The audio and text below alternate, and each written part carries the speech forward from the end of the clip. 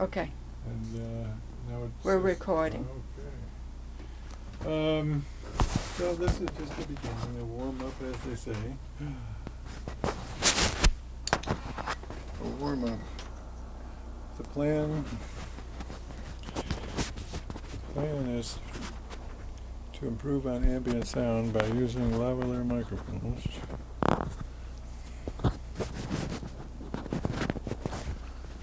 And the first problem is my eyebrows. They tend to come down in the corners, and then I gotta pull them up so they look regular, otherwise I don't qualify. But I'll probably miss, and that'll be part of the Joe Friendly joke. So,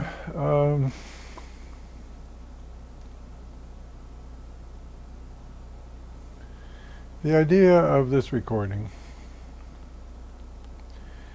is to think out loud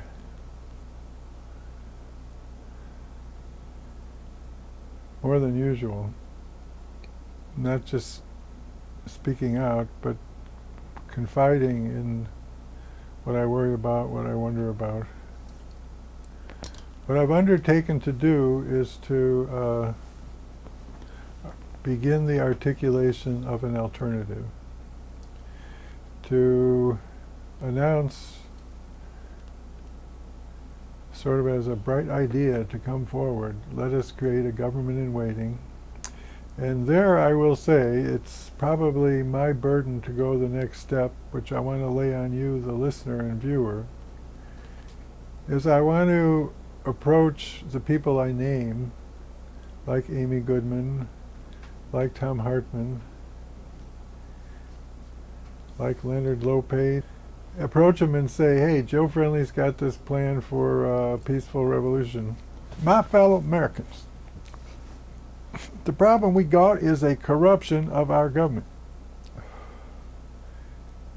And we have a corruption of even the voting process with them computerized voting. Hello, the game is over. That's a sham democracy, folks. That's not the real deal. That's not a real democracy, an actual democracy.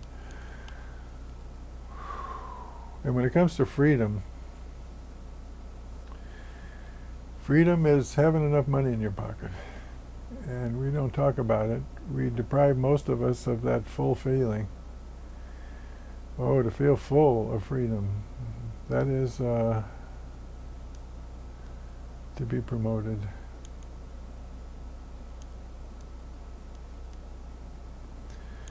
So I threw my hat in the ring recently on Christmas morning on M&N Channel 34.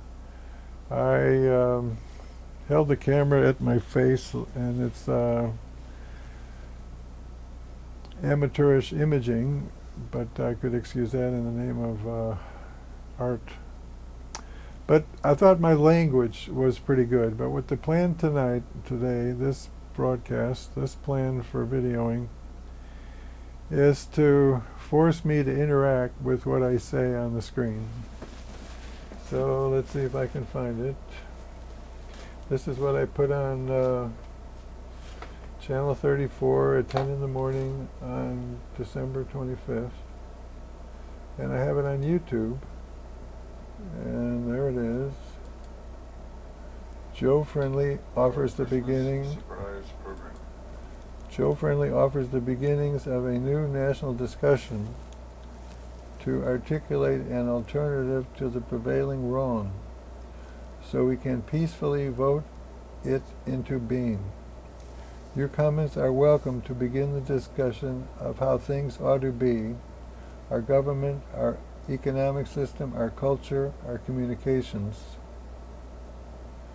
Then I say, comment thread discussion invited industry by industry, institution by institution, what changes you think are needed and how things ought to be. For example, pharmaceutical corporations, mainstream media, advertising, fashion, banking, farming, food, real estate, prisons, retailing, small business, unions, utilities, publishing, education. The idea is to invite discussions from the point of view that we're really going to try to make it happen. This isn't just complaining for the hell of it. This is complaining in the service of articulating in a comfortable way a people saying goodbye to wrong ways of being human and really making a wise choice. The human mind going better than tribes battling. The human mind, you know, all that college education, it's supposed to be, people are supposed to be able to think their way out of problems. And we do have a corrupt imitation democracy going on. I do imagine the American people waking up as a people.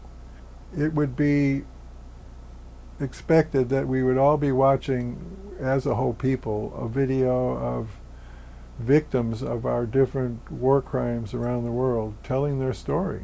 I just videoed this recently, I can say, in the last 10 days. Victims of Agent Orange, a woman that managed to live a life as a professional statistician, but we deprived her of an arm and both of her legs. She just had a couple of inches of thigh bone. She had to walk that low to the ground. And she told her story, and what it came down to is the United States government making that decision to drop that stuff all over a country. And it is something we really should feel ashamed about. It's a horror. So one of the books I point to is by William Bloom. William Blum's book, Killing Hope, in which he has, in quotations, descriptions of our wrongdoing by people who worked in the State Department or other governments. So it was pointed out to me by our colleague that the global warming problem has become painfully evident. I can't say painfully. It's been comfortable to have warm weather in the winter, but that's kind of a test of our wisdom, not to be fooled.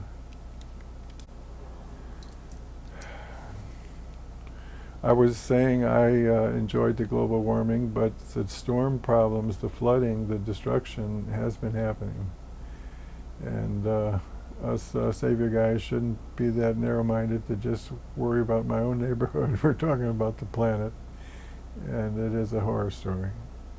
And I was telling my brother on the phone that the California methane gas leak was of the order of 150 million pounds of methane. And methane is like, I don't know, something like 7 times worse than carbon dioxide for making trouble in the atmosphere.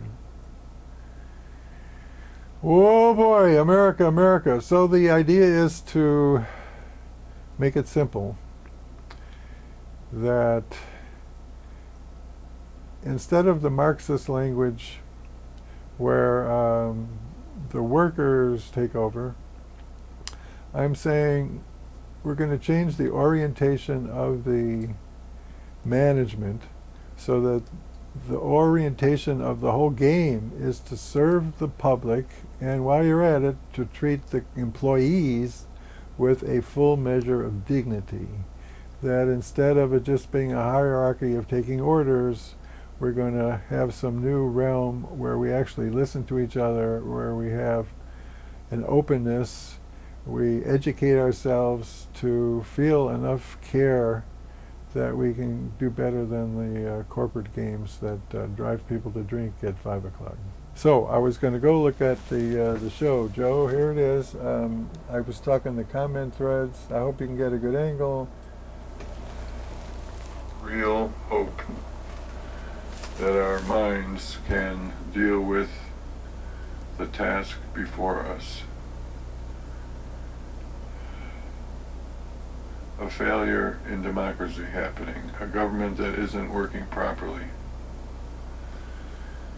Instead of people reasoning together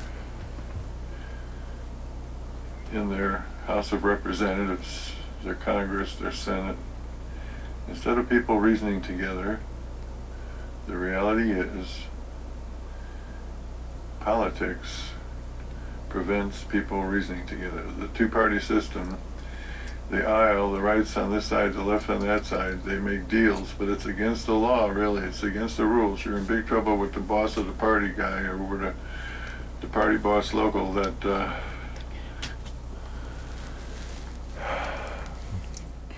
So that is, I'm pleased with myself that I did get into that early on, that the reality, I didn't know it until people told me who had been in the aisles, that Marie Runyon, she told the story of how she just crossed the aisle and talked to somebody where she had a quarrel with. There was no, you don't, it has to be party by party.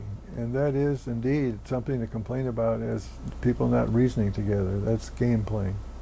That's what Obama's running into, game playing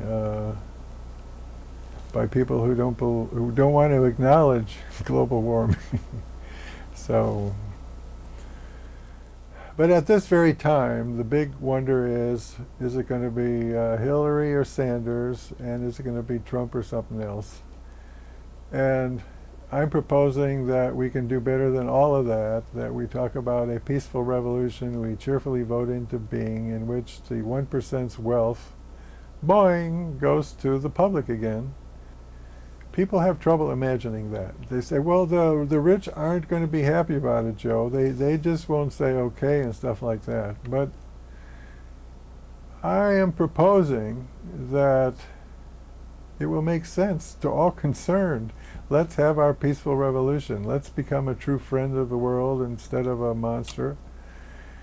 And let's have our economic system actually make people happy, the workers, the consumers, that be the spirit of the game, that be the aim of the game. It's not the aim now, and that's to be acknowledged. The Marxists call it capitalism. I'm proposing we pick on them using words like commercialism. It is, in my youth, in my life, a word, commercialism, that you can see it as a phenomenon going on. People learn paths, cultural paths, what can we say? I enjoyed that last peek at myself, complaining about the party system. My language was pretty good. It was. And that's the kind of savior guy I trying to package in front of you folks. Propositions that we vote ourselves into a reality, $1,000 a week for every citizen for a whole year, I suggest every 5th year. So you just get the feeling for a year of not having to worry about money and being generous with yourself.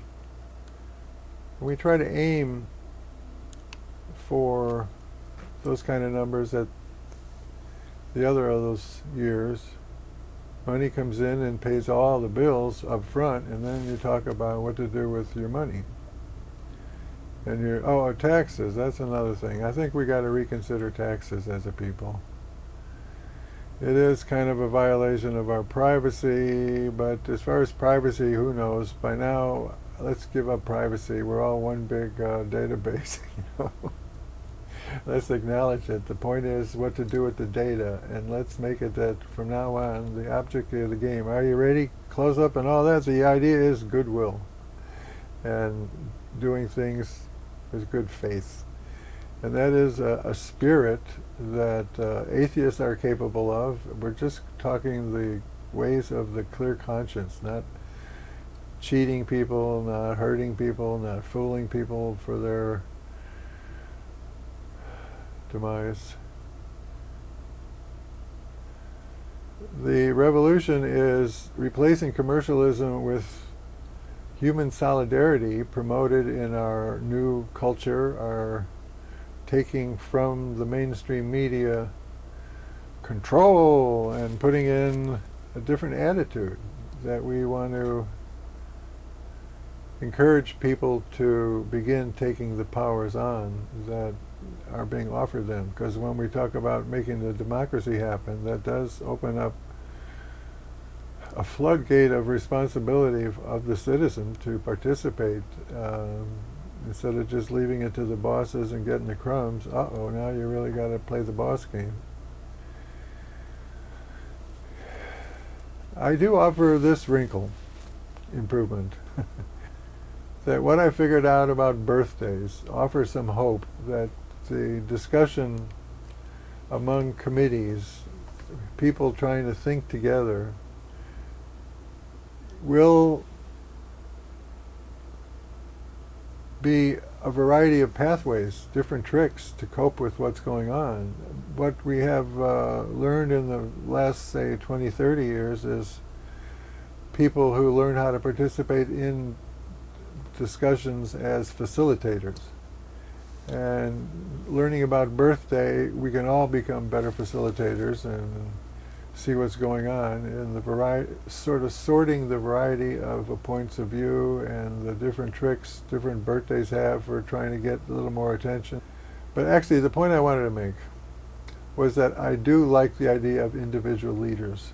And let's pick individual leaders in which there's a lot of transparency going on, in which we honor the basic principle: leadership only on the basis of freely given consent. We're talking trust that's deserved, that people are trying to work together and leaders perform decision making that is a natural process, the way their brains work. Individual brains can have a value compared with all the rest of the universe. That is individuality. We do have that as the mystery of humanity. We are all that unique. It's really good. Yeah. Yeah, it's really good. If you cut it down into short segments, you can put it. Look, people are really ready for this. They want to listen to wise people, you know, and in this case, you know, wise old men. Bernie Sanders has just, you know, the image of him. You know, he's got grey hair, he's got bad teeth. It can, you know, he's 70 odd years old, and people love him. They love what he's saying, and he's got a groundswell that's enormous. This stuff is ready to be listened to. This is the time. Of all the people to be on the other side of the camera, you're the one, Christine. It's like I don't get that kind of appreciation by anybody in the household. Rosalie would rather dial her telephone while I'm talking. Well, I've always liked your stuff. I mean, I've always liked the things that you had to say. I feel so guilty that I left things on the shelf, didn't publish and all that. I mean, you watched it, and I am worthy to be whipped and humiliated and punished. At all the marriages I could have prevented that turned out bad. And You mean on your birthday things? that, and I was been working on this political thing a long time too. Yeah, you have. Yeah, the title of my 1980 Xerox effort, where I printed like 500 copies, was, I think it was The Birthday Phenomenon and Radical Change. Mm-hmm. And it occurred to me that I should be, again, punished and forced to read my words, that I haven't looked at my words, and it would probably make me cry that I left them on the shelf instead of getting them published one way or the other, whatever it takes. We're in New York City. They don't have too many excuses. If you got the goods, get it in the presses. Mm-hmm. So I'm a flop in that I am now of the age 76. Fortunately, I'm still alive, but normally it would be one more cluttered Manhattan apartment that you'd be lucky if people looked at the papers before they got wasted. So having myself a regular TV show, don't you know, I should ask my viewers, help, how am I going to get myself digitized and what? No, now you're saying, no, not you past digitized, Joe. You're talking going national, but trim yourself to little pieces. There's a market for your rap. Absolutely. How can I package it in minutes? You know, I've been a 58-minute kind of guy, but here, help me get Amy Goodman and Tom Hartman to come on board for starting up this here Peaceful Revolution project, where we sort of look at how things ought to be with a blank slate, that we can have a redistribution of wealth, folks. It's legal, it's perfectly normal. When you have them peaceful revolutions, you change the whole works. That's the way us social engineering experts plead. You accept as the given truth that you're entitled to change whatever you feel you want to change. And from the point of view of a man who loved the world of design, that's the world I tuned in on. Engineering design, visual design, fabric design, and idea design. What's idea design? What? I don't know if I can get away with that one. That was a toughie.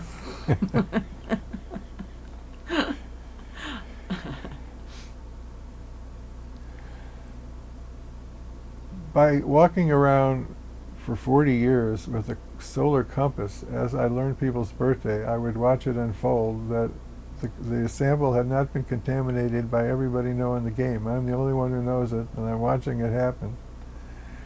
I was in the restaurant a couple of days ago, and there was this woman that I was enchanted with. She was a part of a couple sitting next to me when I was videotaping a comedy act. And we got along so good. The comedy act guy, he said he couldn't go on because he had a bleeding finger. So she and me and her date agreed that she'd video me talking about birthday. So we turned on the camera, and she was insisting, oh, those eyebrows, you got to get them up, Joe. And her birthday was February 10. His was October 7. I'm saying they're not a match and all that. But the point of my story, yeah, what's the point? At the very end, I said, when's your mother's birthday? And she said, March 10. I went, boing, that's my birthday. So her mother having the same birthday as me, you'll feel those events in life. That it just a clicking, the two sparkles in each other's eyes line up, and there's energy, and good things happen. So knowing about birthday, folks, can help us pick good individuals to lead us, among other things. Aries tend to be good leaders, and they need a little help from the birthday factor because they don't like to do the politicking it requires sometimes to get to be chosen as the leader. But once they're given that much responsibility, their instincts are normally the natural good way for things to be, and we can have a graceful ride into the future. So let's watch some World War. Oh, hey, what happened to Joe? Can we? Just for practice. Let's see what else he talks about. Two-party system. Okay, go ahead. Oh, that just turned on the screen. Then I go here. You had a discussion without permission with the other side. So that's among the difficulties of our current situation. But what Santa Claus offers here, or a replacement for Santa Claus, Joe Friendly, kind of a contender as a prophet. Yeah, I think I'm a prophet. I've had a prophet's life. The advantages of being born more or less upper middle class in the upper part. Well, when I punched a Chicago cop in the nose, my father came up with 5,000 cash within a couple hours. So the cops didn't have a chance to work me over in jail. The Chicago police, the Chicago situation, it's not horrible, but it is the same old game. It's like the party game. Once you're on one party in Chicago, then it's the party bosses who rule things and who gets jobs and favors and all that. Forgive me for getting into that morbidity, because what this story is about is Joe Friendly offering the public on a website, peacefulrevolution.us, that is now under consideration. I'm just beginning to put it up. But it'll come down to my offering some thoughts that'll get us started. And the next step is begin constructing a government in waiting. At this stage, we can have discussions, comment threads on the internet at Peaceful Revolution. And the way I break it down is to say, here are some guiding principles to get us started. Since we are not taking power immediately, we can have the advantage of some freedom of imagination so that we can talk ever more calmly, even more creatively about solving the problems before us. So, Whoa.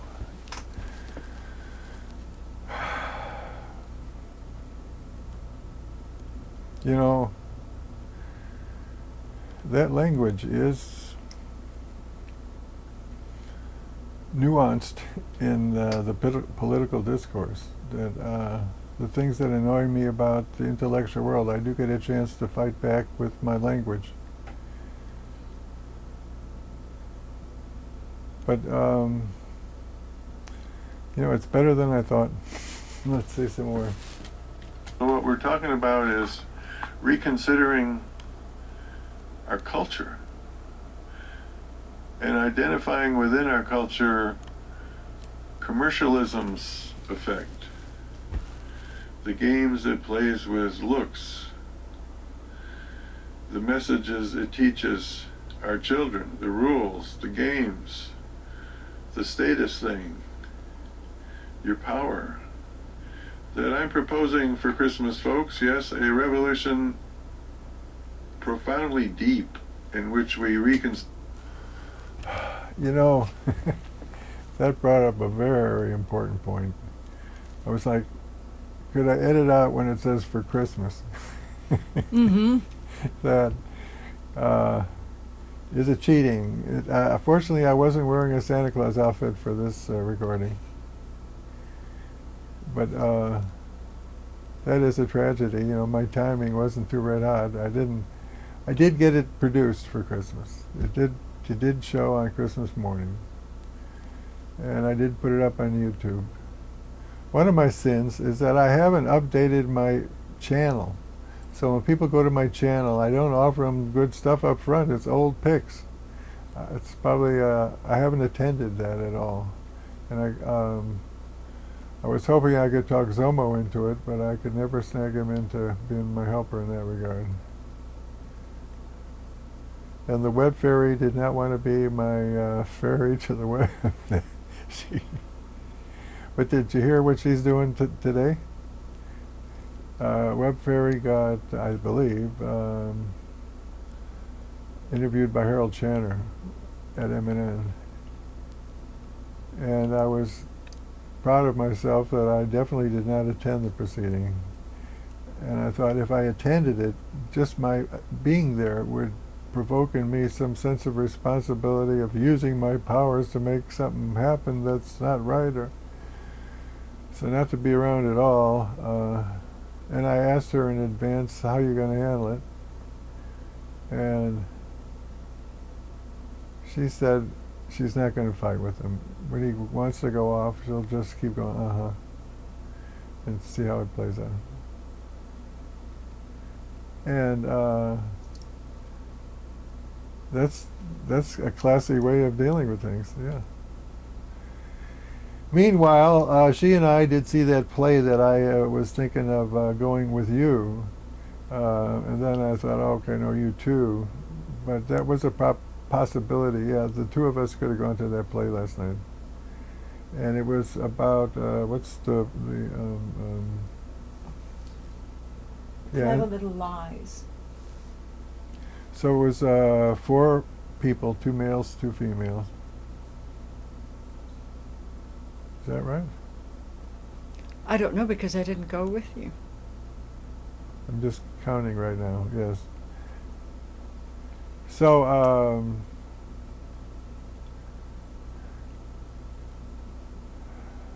Rosalie went off on her cell phone during the play. You're kidding. And at first, I didn't say anything. I just said, wow, there's Rosalie being Rosalie. And the third time, I actually did sort of rub her knee a little bit, like, excuse me. Oh, I actually scratched her knee. I figured that would really wake her up a little. Tickles a little extra there.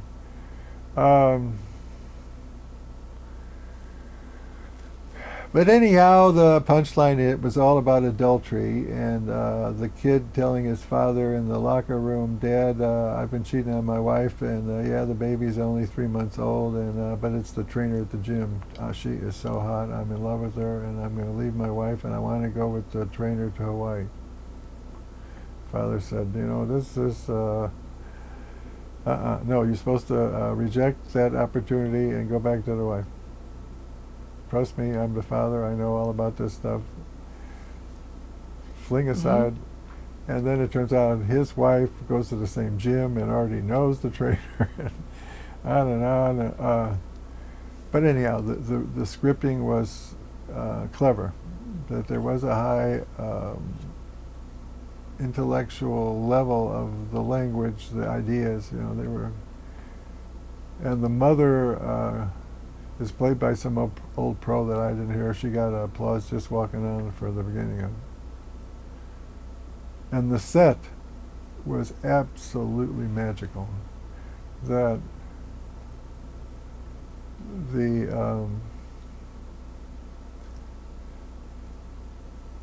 there's just like a small stage, typical cheap production, couple of people with a full screen and some images on the screen that are electronically changing. And then for the next scene, they part the wall, and there's a complete living room with everything in the living room, but it's small and sort of miniaturized in a way. It's like, and then it's on rollers, and it advances all the way to full stage, and it's full blown. This is a whole decorated living room.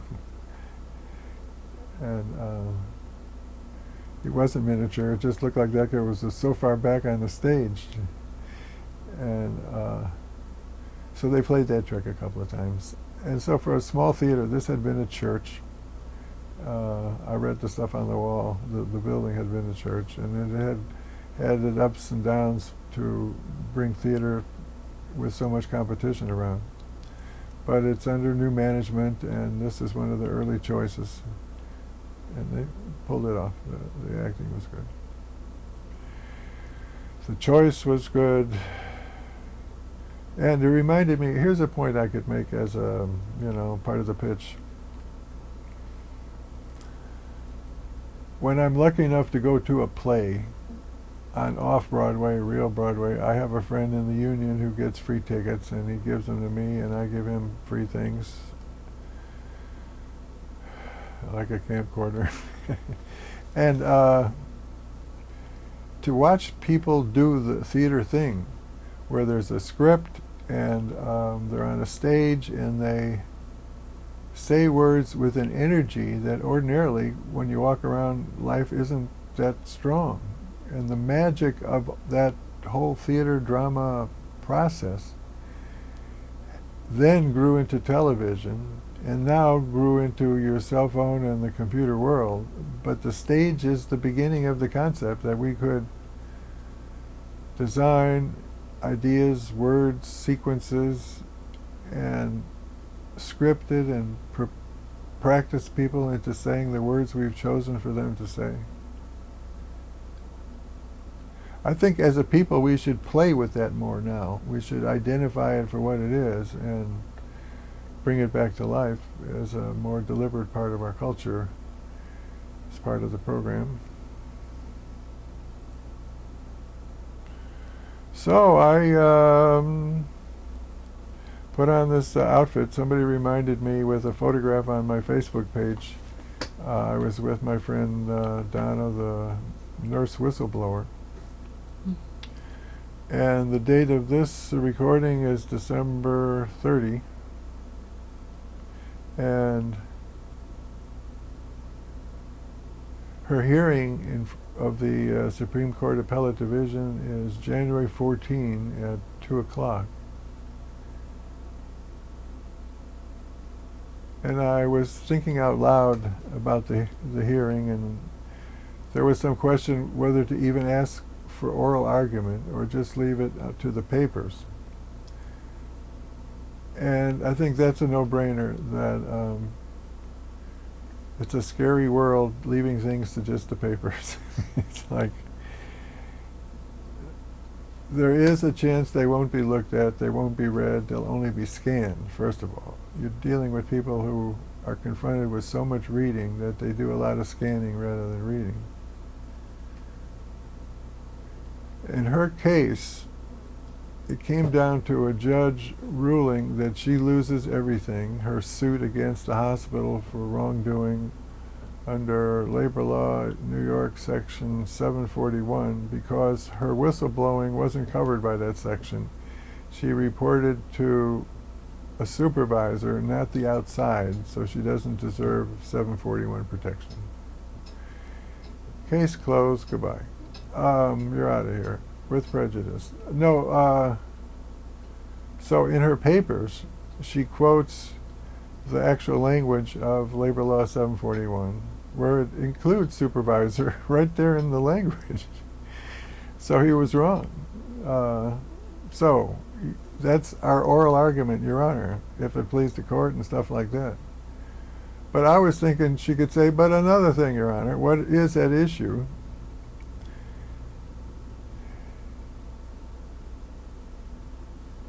is more than that there was already a ruling against me by the court for Part A, and this is just Part B that we're left to rule on.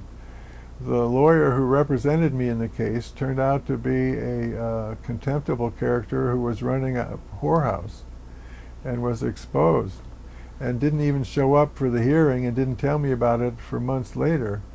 And that's why I lost Part A. But what we're talking about is a pattern of suffering visited on me by the management of the hospitals I work for doing what I was supposed to do. And I invite the court to look on YouTube at me telling my story. I think in modern times it is a dimension to our information flow that the court should recognize as a legitimate piece of the story. And in particular, Part 1 of my story has about 100,000 hits on YouTube. And the comments are people calling me variations on the theme of angel. And so that is the case before you. And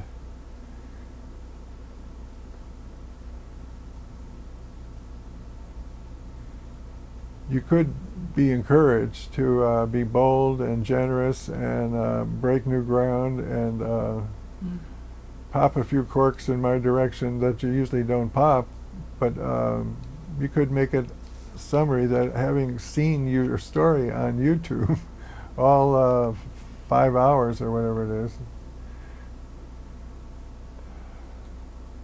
it's pretty obvious where justice is happening. And you could say you hand it down to the lower court and you ask them to look at the same YouTube videos, you know, something like that. But she does tell her story well. She did what she was supposed to do. And she happens to be physically attractive at the same time, so that turns her into an angel. That's the mysteries of it all. What is the case all about? She was an emergency room triage nurse with lots of years' experience, a guy who used to come in regularly in a wheelchair and get the homeless treatment where they give him a sandwich and let him sleep there for a while and throw him out. He was an alcoholic. So he came in and told her, oh, and she had allowed him to play that game over the years. They knew each other. And he came in and said that he swallowed, oh, he came in and somebody else was wheeling him in. And he came in and said that he had scored a bottle of morphine, and he took the whole bottle's worth, a large number of morphine tablets. So she checked his vital signs, and they verified that, and the guy who wheeled him in said he saw him do it. So it seemed like a no-brainer. He actually did do it, and so she wheeled him over to the resuscitation room, and they argued with her, and they wouldn't accept her argument that he really did do it. They said he was after a free sandwich. But in particular, they didn't want him in the building because he stunk, which is probably why he wanted to kill himself. He didn't like the smell either. But anyhow, they pushed a button and said, "You're out of here," and he died on their doorstep. And then he got wheeled in dead, and then they jumped up and down and treated him, tried to bring him back to life. And her sin was reporting this to her supervisor.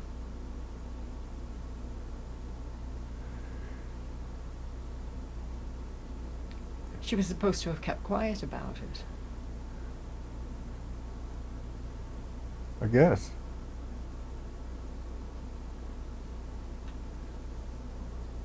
And in the rules for employees and all that, you know, you're supposed to complain when there's wrong. That's for sure. Yeah. And she's taken it to the to which court? The story is the different ways that her boss manipulated, and her boss changed. Originally it was the management of Roosevelt Hospital, which is a non-profit, although the salaries of some executives could be challenged, but it's no big deal, okay. Of the order of $1 million, but not much more than that for leadership of these non-profit places. It's so fair because they're dealing with pharmacy companies that offer them bribery. You want to give them enough money that they won't sell you out. I got lost because they won't sell you out. They just came down from a world. I asked you which court she was going to. Oh yeah, oh, keep going. Don't stop now and stuff like that. Okay. Yeah. So the idea is whether to invite the judges to watch her YouTube, whether there is a public domain issue. There is within the realm of evidence you should consider. The only old-style legal argument against it is that my statements weren't made under oath. And that, I would submit, is a joke at this point. That it's pretty obvious by now you're dealing with a woman who is instinctively truthful. She has dedicated her life to following that path. Mm-hmm. Certainly sounds that way. And also compassionate. So these are our words to the court, folks. If you can just get the court to watch these words too, that'll be our request of the public. Try to get the revolution started by getting Tom Hartman to knock on my door and say, "Hey, Joe, what's your plan again?" I maybe should be a little more clear what the plan is, Joe. You should be more clear what the plan is. You should make him something that's very short and send it to him. Huh. Wow.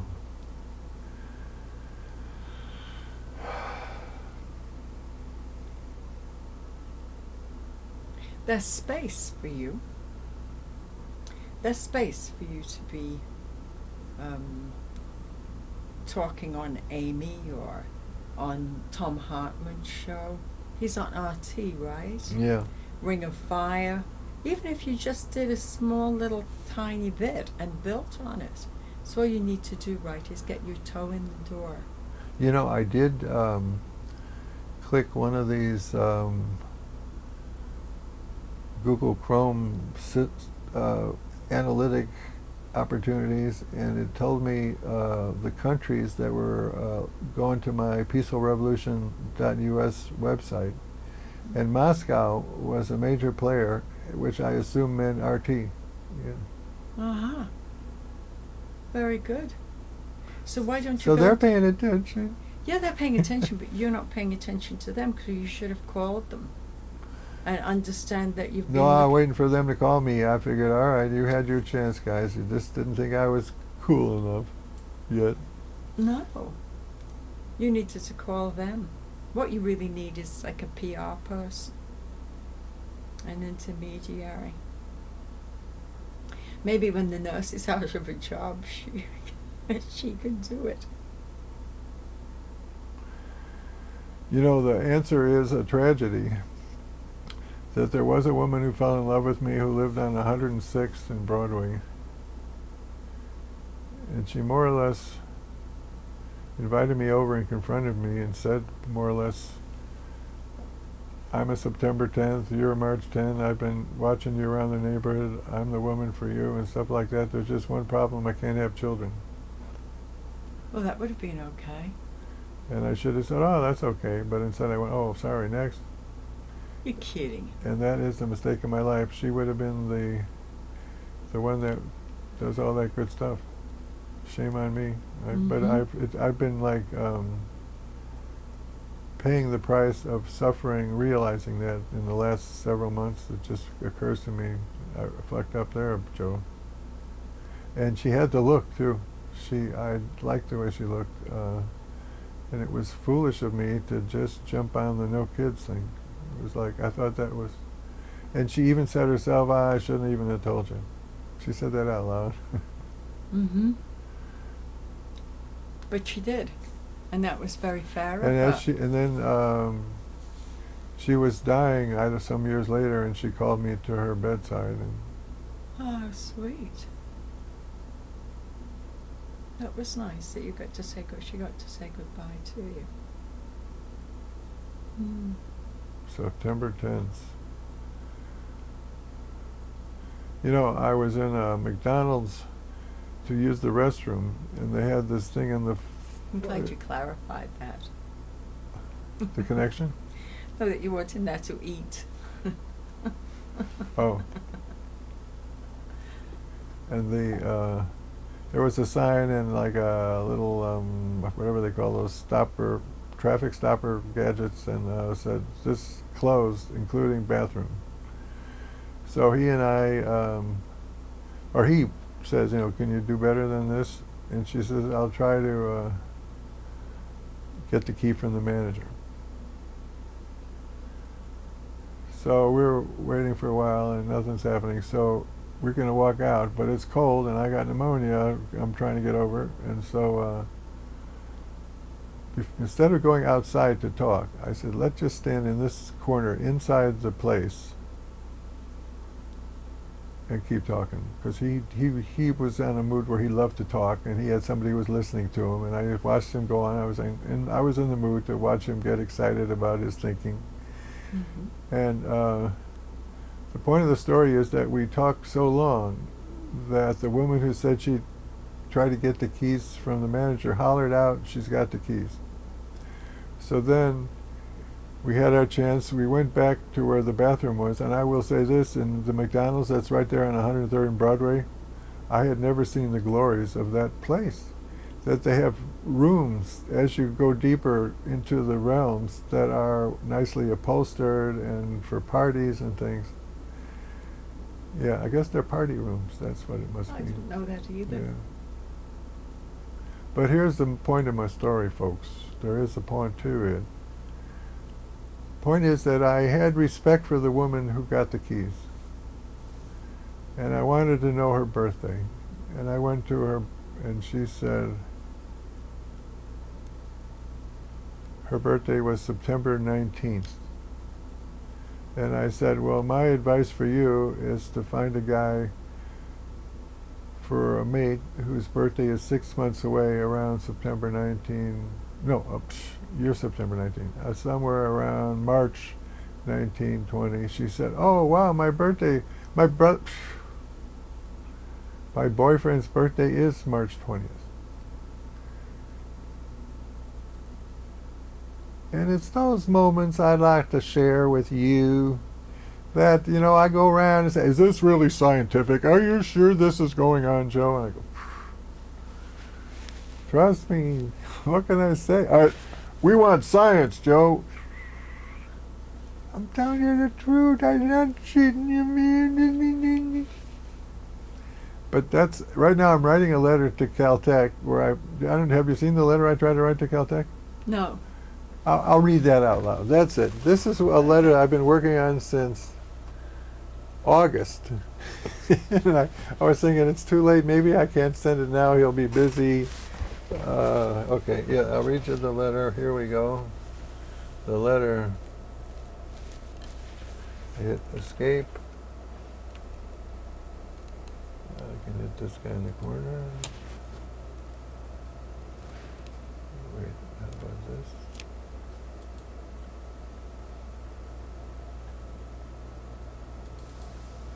Okay, here it is.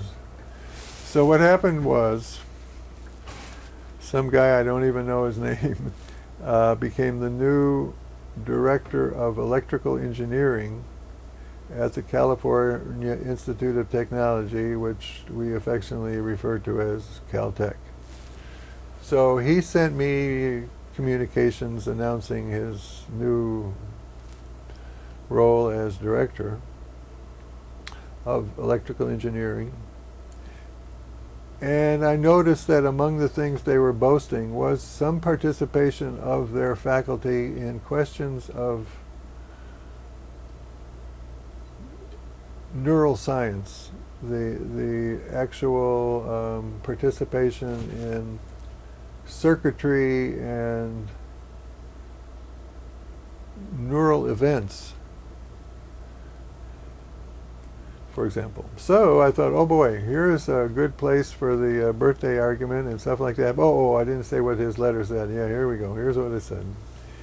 It said, dear alumni, dear, tell us how you used your Caltech education. So since August, I've been writing a letter to him on how to answer that question. So I'll read it to you. Here is my late response to your August request for us EE alumni to report how we applied what we learned at Caltech. Over the years, I have used many features of my Caltech education in addition to circuit and network theory and analysis. I have used what I learned in mechanics, thermodynamics, fluid dynamics to understand what's going on and solve problems. The Laplace transform was a big thing in my EE education. Someone managing to figure out how to knock differential equations down to easy matrix algebra by switching everything over to sine cycles and not losing any information. Along the way was stressed the rule requiring the same number of variables. Should make that a line break.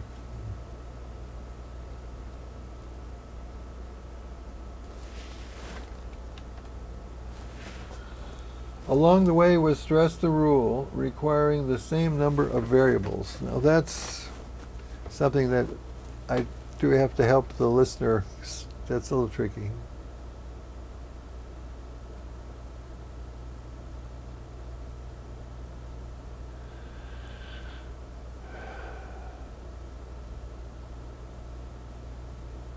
See, he's knows all this stuff. He's an electrical engineer.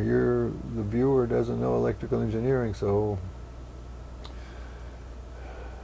main idea is that of the simple things I can teach my kids, an easy thing, is that if you're going to change your system from one system to another system and not lose any information, you need the same number of variables in both systems. You can't cut corners on the number of variables. And for the Laplace transform to turn calculus into algebra, it does it all with sine cycles, and the world of sine cycles offers 3 variables: frequency, amplitude, and phase. And that's the punchline. I figured out that birthday equals phase. Here's how I spell it out to him.